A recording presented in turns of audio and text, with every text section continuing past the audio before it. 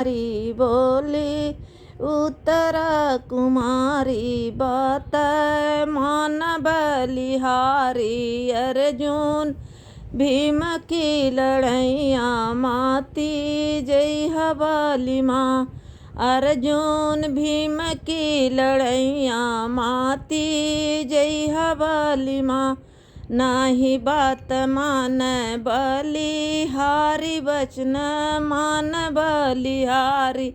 उनके सीनवा पे जनवा अपन गावन बाली माँ। उनके सीनवा पे जनवा अपन गावन बाली माँ। बोली उत्तरा कुमारी बात मान बलिहारी। अर्जुन भीम की लड़ैया माती जय हवाली माँ। अर्जुन भीम की लड़ैया माती जय हवाली माँ।